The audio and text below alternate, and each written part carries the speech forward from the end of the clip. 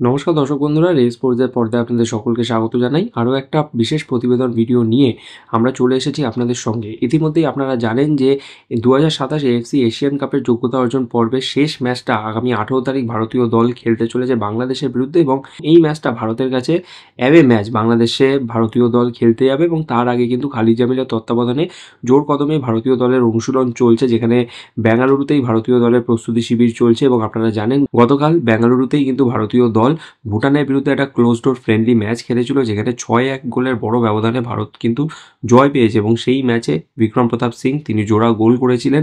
এছাড়াও Ryan Williams, যিনি সদ্য ভারতের নাগরিকত্ব পেয়েছেন এবং প্রথম বিদেশি ফুটবলার হিসেবে তিনি কিন্তু ভারতীয় দলে খেলবেন, তিনিও গতকাল গোল পেয়েছেন। এছাড়াও বিকাশ ইয়ামনাম থেকে শুরু করে রহিম আলী, মোহাম্মদ ইরফানের মতন ফুটবলারদের পা থেকেও কিন্তু গোল এসেছে। বলে ভারতীয় দল কিন্তু প্রস্তুত রয়েছে বাংলাদেশের বিরুদ্ধে খেলার জন্য। এবং যেটা খবর, যেটা আমরা আপনাদেরকে জানিয়ে রাখতে চাই, যে আজ অর্থাৎ 14 তারিখ ভারতীয় দল কিন্তু বেঙ্গালুরুতে শেষ প্রস্তুতি শিবির সারবে এবং প্রস্তুতি শিবির সেরে আগামীকাল বাংলাদেশের উদ্দেশ্যে ভারতীয় দল উড়ে যাবে এবং বাংলাদেশে পৌঁছে আগামী 16 তারিখ ভারতীয় দল অনুশীলন করবে এবং 18 তারিখে তারা ম্যাচ খেলতে নামবে। এবং যদিও ভারতীয় দলের কাছে বাংলাদেশের বিরুদ্ধে এই ম্যাচটা শুধুমাত্রই নিয়ম রক্ষার ম্যাচ, কারণ আপনারা জানেন সকলেই যে 2027 এএফসি এশিয়ান কাপের যোগ্যতা অর্জন কিন্তু ভারতীয় দল করতে পারেনি। ফলে বাংলাদেশের বিরুদ্ধে ম্যাচটা নিয়ম রক্ষার ম্যাচ, কিন্তু ভারত কিন্তু চাইবে বাংলাদেশকে হারিয়েই প্রতিযোগিতার গ্রুপ পর্বের যে শেষ ম্যাচটা ভারতীয় দল খেলবে সেটা কিন্তু ভারতীয় দল চাইবে যে জয় নিয়েই মাঠ ছাড়তে। কারণ বাংলাদেশের বিরুদ্ধে বরাবরই ভারতীয় দলের যে ম্যাচটা হয়, আমরা দেখেছি হাড্ডাহাড্ডি ম্যাচ হয়, তবে ভারত কিন্তু এবারে যথেষ্ট প্রস্তুত।